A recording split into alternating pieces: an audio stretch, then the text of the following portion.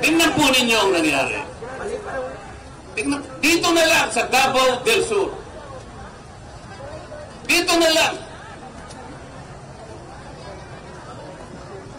Taga rito sa Davao Region ang Vice President. Nung nagpapirma sila ng impeachment, isa sa inyong representative ang pumirma.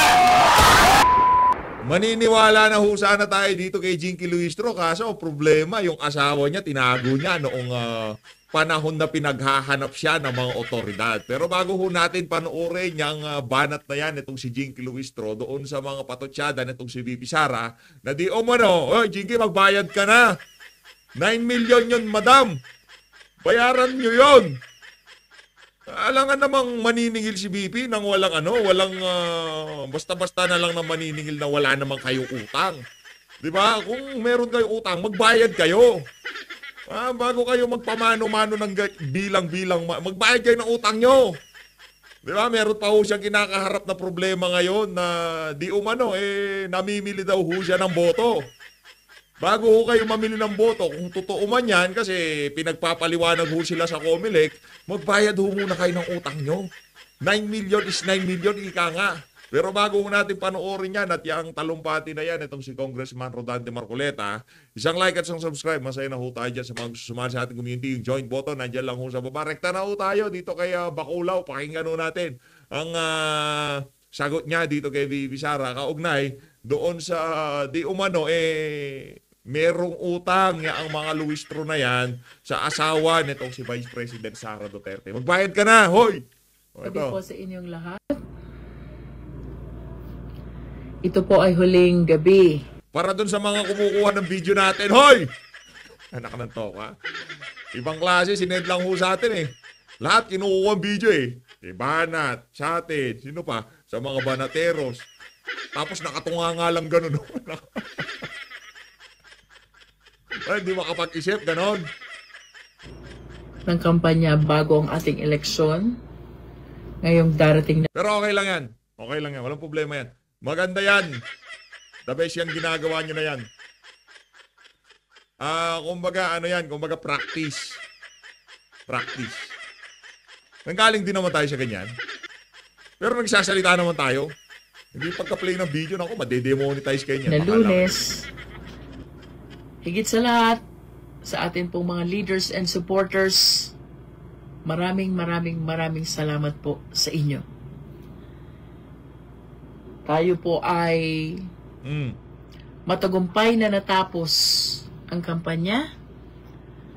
At sa pagkakataong ito ay nakikiusap naman na kung paano nyo ako sinamahan sa kampanya. Sana ganun nyo rin ako samahan sa ating panalangin upang mapagtagumpayan ang laban ng buong Team P-Trix ng Batangas 2nd District. Sa huli, nais ko lamang pong magbigay ng mensahe kaugnay ng naging pahayag ng ating Vice Presidente kahapon sa sortie ng ating katunggali. Mawalang galang po. Nako, ayan na. Hindi po buwaya ang Congresswoman ng Batangas 2nd District. Hindi naman talaga buhaya. Kayo naman, Ang Congresswoman po ng Batangas 2nd District ay Congresswoman na nagtratrabaho sa tiwalang ibinigay ng taong bayan. Pangalawa po, ang Council of Record po ng aking asawa sa mga fabricated cases of rape na kanyang pinagkaanan. Nako! Ay si Attorney Nilo Divina dyan. ng Divina Law Office and my two good friends, Attorney Johnny Magboo and Attorney Bong Panganiban. Pangatlo, kung ako man po'y may pagkakautang, ako po'y nakikisuyo, sana po ako'y mapadalhan ng pleading or entry of appearance o kahit na po anong papel upang akin pong maunawaan ang naging partisipasyon ng inyong law office sa fabricated cases of rape na naging kaso ng aking asawa. O fabricated pala, bakit mo tinago? Kung fabricated pala yung mga kaso laban sa asawa mo, bakit mo tinago? Di ba, ganun lang naman ho kasimple yun. Ha? Abogado ka, bakit di mo siya pinagtanggol? Bakit tinago mo siya? Ngayon, ba't naghihingi ka ng mga dokumento? Madam, utang nyo yan. Huwag niyong kalimutan. Pagka may utang kayo, huwag niyong kalimutan. Di ba? Ganun lang naman ho yun. Simple lang naman, Congressman Jinky Luistro. Sinasabi nitong si VP Sara, merong utang, yaang pamilya nyo, yaang asawa mo sa pagtatanggol ng law office ng asawa niya, ng pamilya ng asawa niya, o mga kasama ng asawa niya, diyan sa asawa mo, kaugnay dun sa mga kaso niya. Ngayon, hindi naman magsasabi ng gano'n itong si VP Sara kung hindi totoo yon. At hindi na para kay VP Sara ang maglabas pa ng dokumento na meron talagang pagkakautang ang asawa mo o yung pamilya nyo sa law office ng kanyang asawa. Simple lang naman ito, Congressman Jinky Luistro. Merong kaso ang asawa mo, mabigat-bigat ang kaso ng asawa mo. Ngayon sinasabi ni VP Sara, hindi pa lumabas yung mga aligasyon na yung mga issue ng asawa mo, yung tinago mo siya, kung ano-anong kalokohang mga pinagagawa niya, di ba? Walang issue gano'n. Basta sinabi ni VP Sara nung mga panahon na yon, merong isang congressman na merong utang sa asawa ko ng 9 million. Di ba? Ngayon na lang ho niya ilinabas. Kumbaga, no, unti-unti na ho nitong si VP Sara. Pero pansin nyo ho, ang demeanor nitong si Jinky Luistro ngayong mga panahon na to. Bigla ho siyang, ika nga kumalma. Bigla ho siyang, ang dating parang napakabait na niya. Di ba ang angas mo dyan sa House of Representatives, speaking of House of Representatives, sa mga wala pa hong napipiling party list. Sagip. Isa ho sa mga party list na makakaasa kayo na hindi magpapakontrol kay Tambaluslos. Ano pa? Yaang Bisaya Gyud BG Party List. Yaang Duterte Youth, sureball na ho yan. Bisaya Gyud Party List. Suportahan ho natin. Ipanaw. At itong Frontliner, United Frontliner Party List, 113. Yan ho ang mga party list na pwede yung pagpilian. Ano naman ang mga dapat ho nating i-ekis o hindi ho natin dapat iboto bilang party list? Yan, nandiyan ang Kabataan, nandiyan ang Gabriela, nandiyan ang Bayad Muna, nandiyan yung Akbayan, lahat ng mga kabayan-bayanan, mga kawalang kwenta, mga puro makakaliwaya, mga walang yan, ha?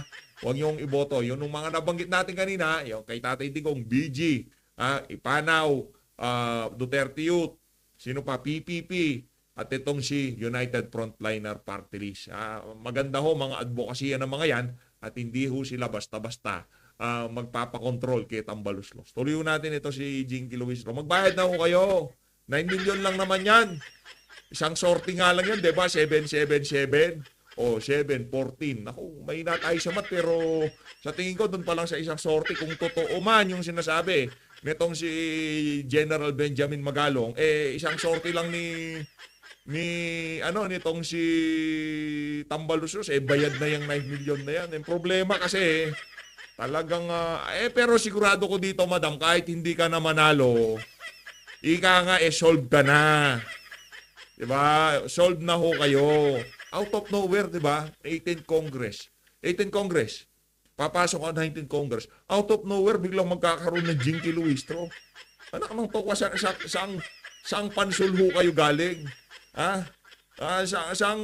Saang kuweba ho kayo nang galing? Diba? Tataka ka na, sino yung Jinky Luistro na yun? Ba't ubod ng daldal dyan sa House of Representatives? Nagpakitang gilas ho kay Tamba eh. Nung nakita ni Tamba, naku, abogado to at parang magagamit ko ang nito, itong pagiging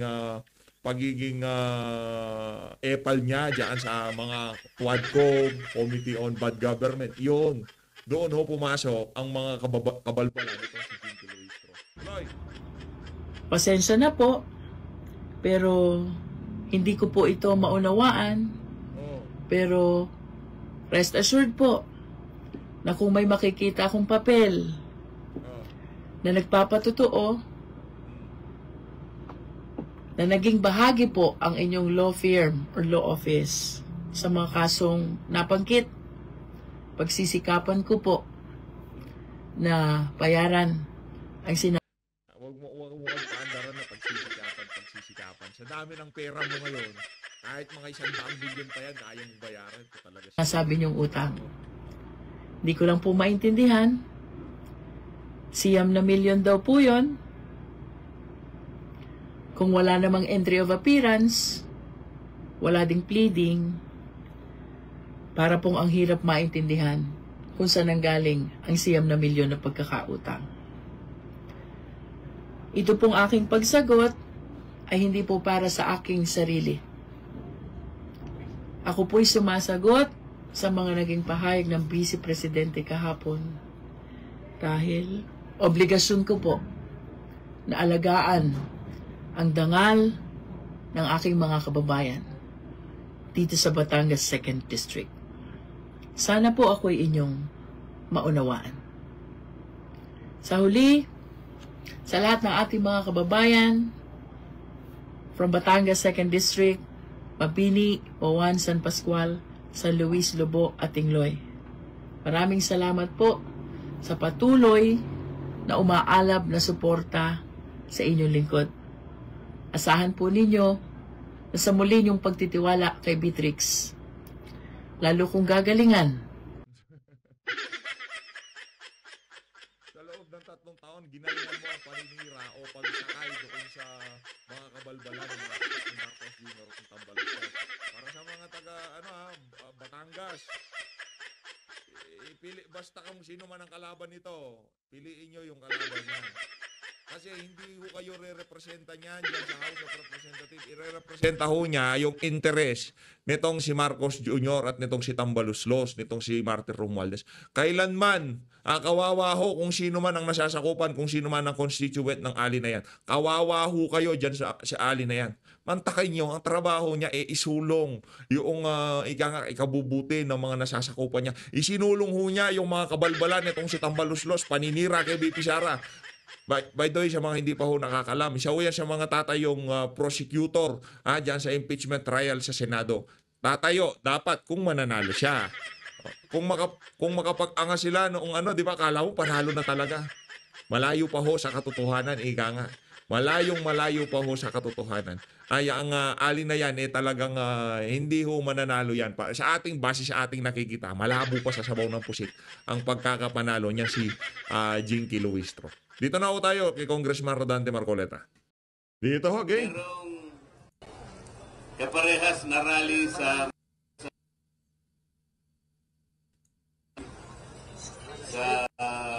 Pasay City at saka sa Maynila. Pero sabi ko, mas gusto kong puntahan yung rally sa Tigos, Davao del Sur.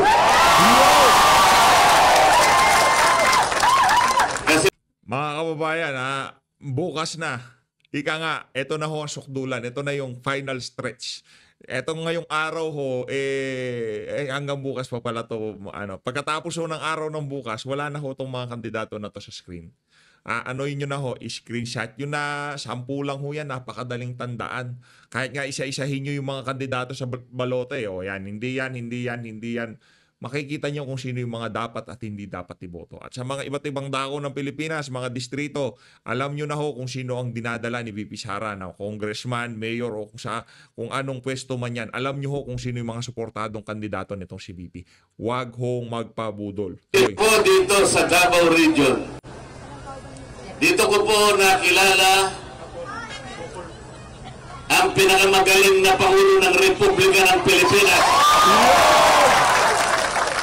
Dito ko nakilala at nakasama ang pinakamatapang na babae na nakilala ko sa aking buhay, Vice President Sara Duterte.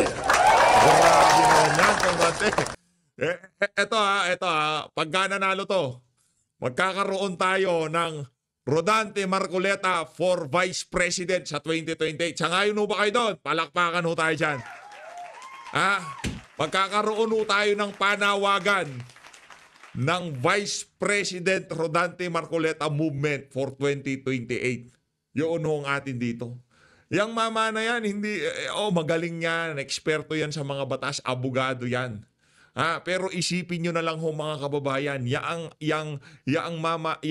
isang leader na merong mentality na kahilintulad ni dating Pangulong Rodrigo Duterte, hindi nagpapadala sa dikta, hindi natitinag kung marami man ang kalaban niya, kahit mag-isa tatayuan niya. Yan si Rodante Marcoleta. Totoo naman ho yung sinasabi nila ng iba dyan sa comment section na yung ibang mga senador natin, senador na nga, di sila makapalag sa Senado, kesyo ganito, kesyo ganyan. Wala naman lamang silang nagawa.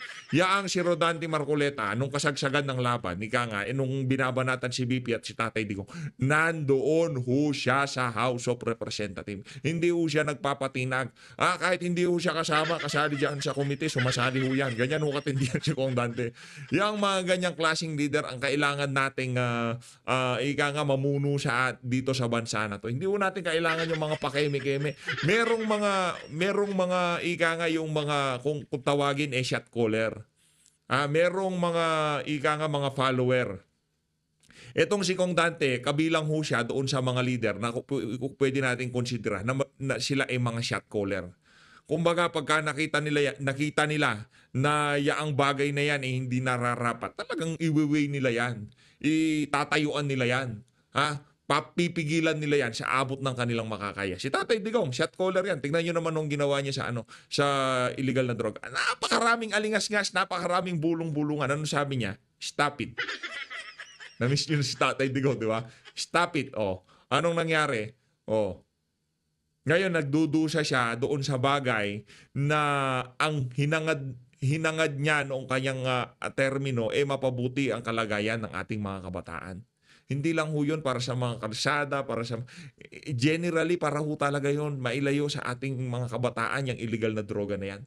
At yung kalintulad na karakter na yun, nakikita natin dito sa mama na to. Ibang klase ho, sa totoo lang.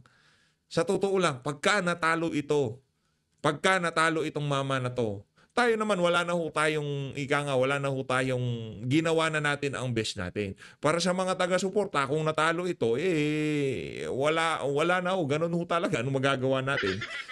Yung iba gusto nila kasi makinig na lang may marami ho tayong mga kamag-anak, pwede ba? Kung talagang ayaw nyo yung mga Duterte, pwede ba isingit nyo tong mga kandidato na to? Isingit nyo tong 10 na to, okay lang ba yan? Nagpasingit ka 10, no? Pili ka na lang ng 2 mo. Pero tong 10 na to, please lang isingit mo. Diba? Ganun na. Pwede naman ho yun sa mga kamag-anak nyo. Ito ho, pakiusap na galing kay PH Update. Dahil mag-worsen pa ang ating sitwasyon pagka hindi nakaupo itong 10 na to. Tandaan nyo kung sinasabi kong to. Wala akong gagawin ang Senado at House of Representatives kung hindi siraan itong si BP Sara sa susunod na 3 taon. Maniwala ho kayo sa akin. Yun ang ating sinisigurado dito. At dito ko rin po nakilala ang mga tao na masidhi ang pagmamahal sa kanilang bansa. Sila, sa aking palagay, ang magdadala sa PDP laban. Kasi po, napakalaki ng problemang hinaharap ng ating bansa. Huwag na kayong magpapapudol kahit kailan. Merong nagsabi na gagawin niyang 20 piso ang 1 kilo ng bigas. Nangyari.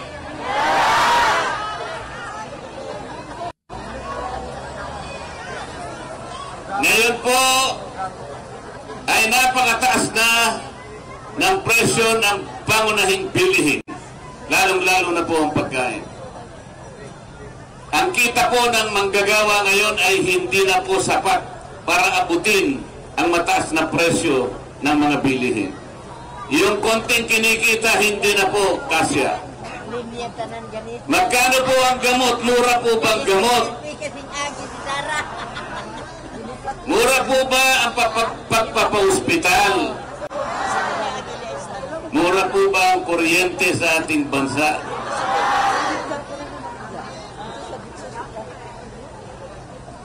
Ang nakasulat po sa batas sa kuryente na ginawa ng Kongreso 24 na taon nang nakararaan.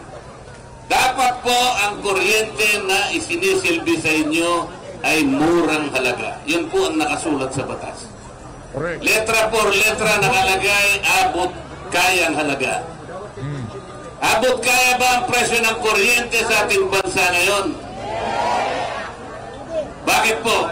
Bakit baliktad ang nangyari? Ang sabi ng batas, barato. Hoy, bakit mahal ngayon? Humirap ng humirap ang ating buhay. Alam po ba ninyo, 27% ng ating mamamayan ngayon, 27% ang nagsasabi, nakakaramdam na po sila ng gutom. Nako. May pagkakataon gusto nilang kumain, ngunit walang makain. 27%. Baka kung sakali kasama tayo sa 27% na yan. Kasi napapansin nyo naman ho, bago mag-umpisa ang administrasyon na to, medyo mataba-taba pa tayo eh. Kita nyo yun, di ba? Medyo malaki-laki katawan natin nun eh. Ngayon, pagka gusto natin kumain, di na rin ho tayo makakain. Ako, yun nga ba sinasabi natin? Totoo yung sinasabi ni Kong Dante. Ano ho yan? Ika nga, legit ho yung sinasabi niya na yan. Marami sa ating mga kababayan ngayon, na imbis na medyo umigi ang sitwasyon ng kanilang pamumuhay, mas lumala pa ho kumpara doon sa panahon nitong si dating Pangulong Rodrigo Duterte. Katumbas ng halos 38 million na Pilipino. Hindi nababahala ang pamahalaan. Parang walang nangyayari. Para sa kanila hindi importante. 27%. Kahit 1% lamang ng ating mamamayan ang hindi nakakakain sa oras, malaking bilang na rin po yun, sapagkat mahigit na tayong 118 million sa ngayon. Okay, pero meron naman po yata kayong ayuda eh. Lahat naman po kayo, alam ko po lahat kayo ay nabigyan lahat ng ayuda.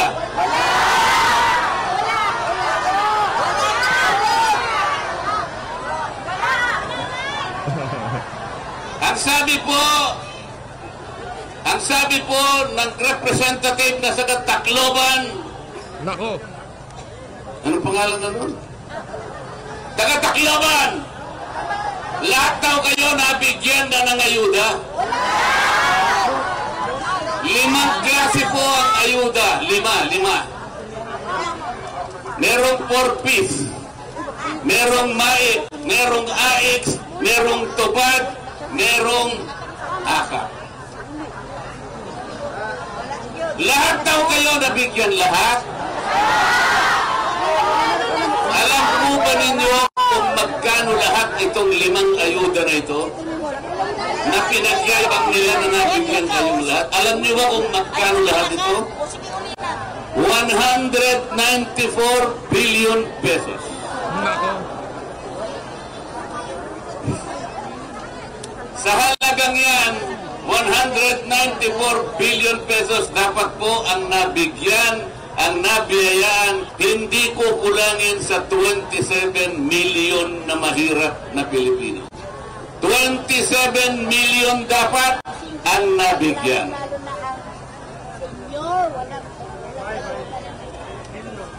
Sa palagay ko po, wala pang 10% ang nabigyan. Naniniwala po ako sa inyo.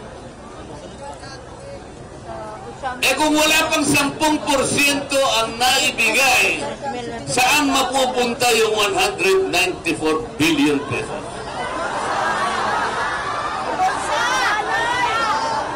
Pinipili lang nila yung binibigyan nila eh. Yung kaalyado nila. Marami na pong nangyayaring mali sa ating bansa. Marami na po.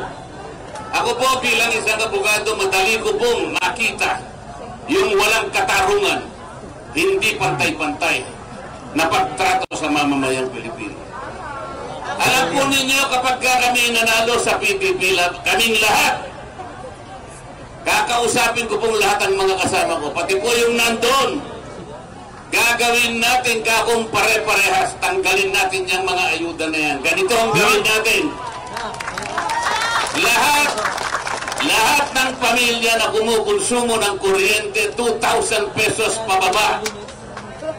Ilibre natin lahat yan.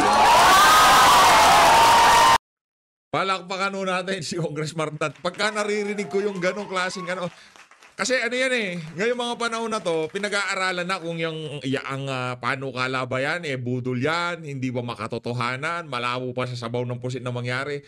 Pinag-aaralan ho yan. Sa totoo lang ha, kasi yung 20 pesos na bigas, kumbaga pinag-aralan na yan eh, malabo talagang mangyari yan.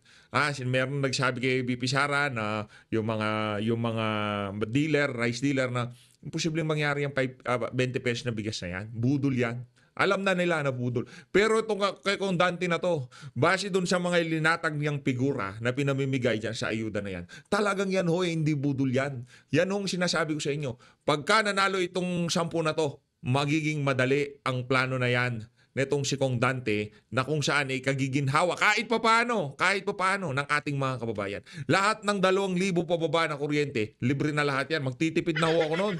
Umaabot ako ng 2,500 eh. So, kailangan kong pababain ng konti, ng mga 1,900 lang para malibre na ako dyan, maisama na ako dyan, Condante. Ngayon, kung hindi manalo, yung mga kandidato natin, especially yung si Congressman Rodante Marcoleta, sorry na lang. Para doon sa mga sa mga kababayan natin hindi nakakatanggap ng ayuda, sorry na lang. Yun lang mga malalapit kay Tambaluslos, kay Marcos Jr., yung mga kaalyado lang nila, sila lang talaga mabibigyan ng ayuda. Dito kay Condante, walang sisinuhin yung panukala na yan. Lahat ng 2,000 ang electric bill pababa, libre na lahat. Galing, di ba? Kapag ginawa natin yan, ang mabibiyayan 27 million Pilipino. Galing. Parehas. Walang lamangan. Hindi kagaya ngayon, pinipili lang. Wala pang korupsyon. Bakit? Dire-diretso sa inyo. Wala pang magpapapogi. Walang magpapasikat. Akala mo kasi galing sa bulsa nila yung binibigay sa hindi po nila pera. Hindi nila pera yung pera ninyo yun. Isip-isipin po ninyo. Gusto pa nila kayong linlangin. Gusto nila kayong silawin. Yung konting barya ba na ibibigay sa inyo, yun na ba yung katapat ng serbisyo na hinahanap ninyo? Gusto ba nyo isang araw lang kayong masaya? O iboboto na naman nyo sila 6 na taon, silang uupo, bibigyan kayo ng ayuda isang araw. O paano yung ibang araw sa buhay ninyo?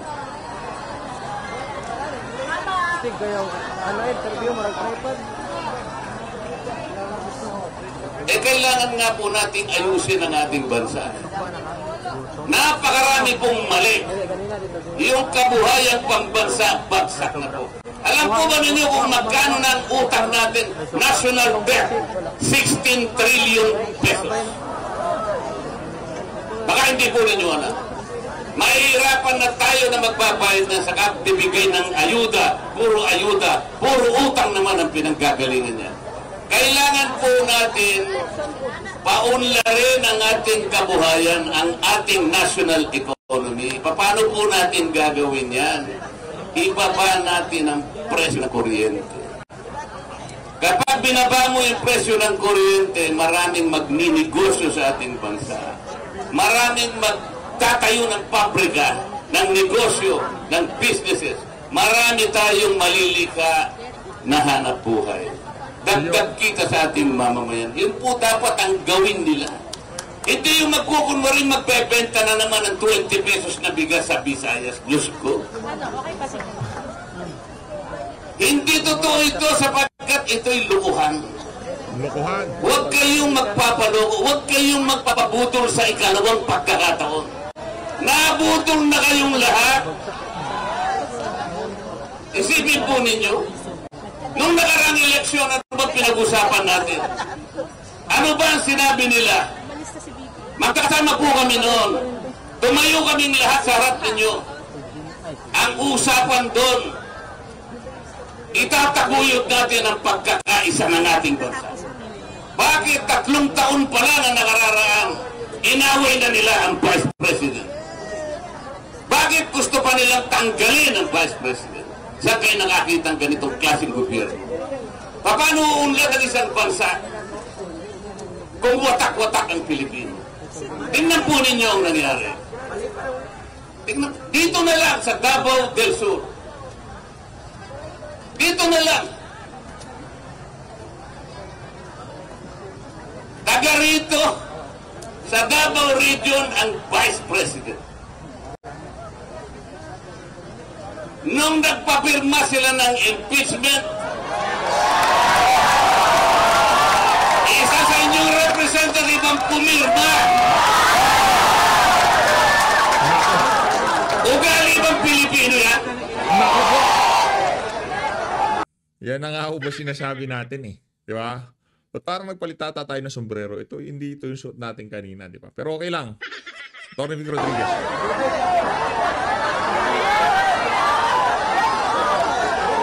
Ugali bang Pilipino yan? Tingnan po ninyo ang dating Pangulo ng Republika.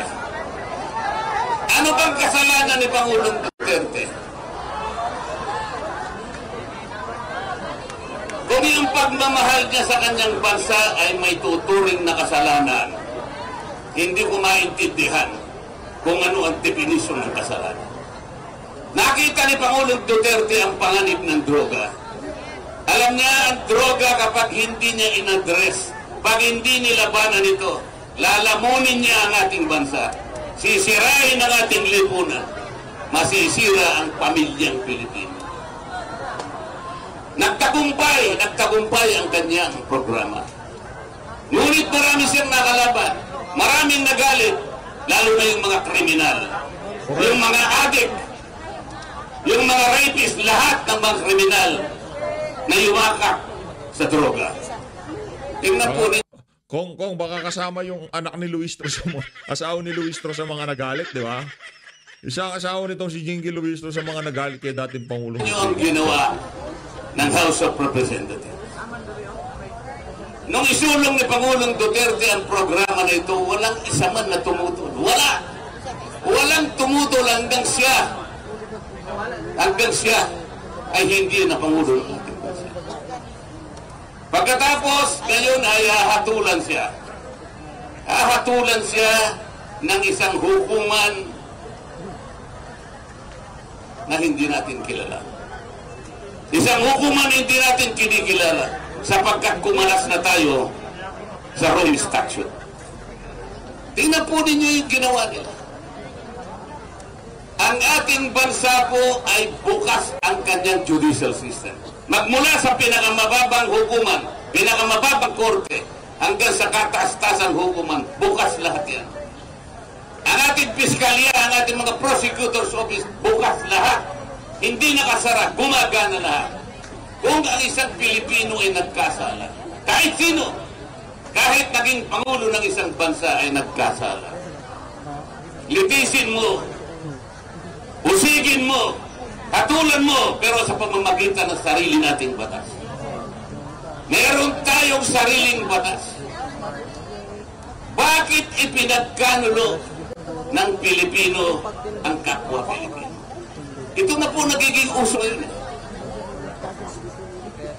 Meron din pong mga leaders ng ibang bansa ang inisyo ng warrant of arrest ng ICC. Nauna pa po yung iba.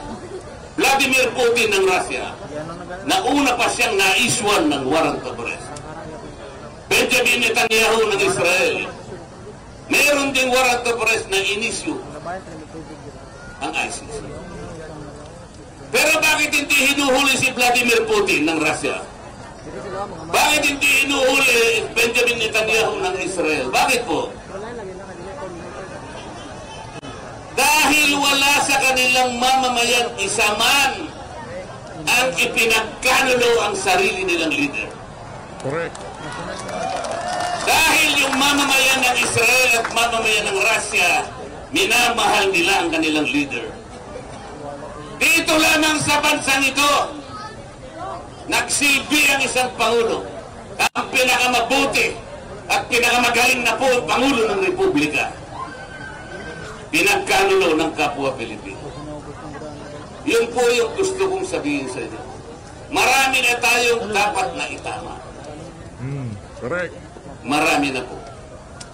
Kaya kapag hindi po tayo gumawa ng paraan, sa Mayo 12, nasa inyong mga kamay po, kaya nating baguhin ang kasaysayan at kinabukasan ng ating bansa. Nasa kamay po ninyo yan. Huwag ninyong ipagpipili yung kapangyarihan na yan sa konting barya kung tawagin na ayuda. Huwag po. Mahalin ninyo ang kinabukasan, mahalin ninyo ang inyong mga anak at ang magiging anak ng inyong mga anak. Yun. Tayo ay sangayon sa mga sinasabi na yan, itong si Kong Dante, no?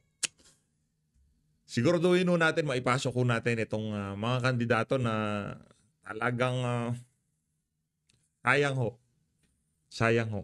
Kasi tayo dito, kahit mga nanonood sa mga dito sa PH Update, mga kasama natin, mga OFW, ano lang yun, kumbaga yung mga susunod na henerasyon. Kasi wala na ho tayong kumbaga wala ho tayong ibang mapupuntahang bansa. Ito lang ho ang meron tayo, Pilipinas, bansang Pilipinas. Ipagkakatiwala pa ho ba natin? Itong kaisa-isang meron tayo, ang ating bayang sinilangan, ika nga. Diba? Doon sa mga taong pabalik-balik na lang sa Senado, pero walang nagawang tama. Doon sa mga tao na kung saan pag upo nila dyan, yung interes na ni Marcos Jr. ang kanilang isusulong. Sa kanila nyo ba ibibigay? O dito sa mga tao na gusto ho nilang maisaayos yung mga kamaliang nangyayari ngayong mga panahon na to. Ngayon, kung nakikita nyo ho na mabuti ang panunungkulan nitong si Marcos Jr., by all means, masaya kayo na maraming kriminal ang mahal ng mga pangunahing bilihin. Tuloy-tuloy naman kayo sa pagboto dito kay Marcos Jr. As always, maraming salamat to sa pag-support sa PH Update. Mag-ingat to kayo lahat. Mahal natin na Pilipinas.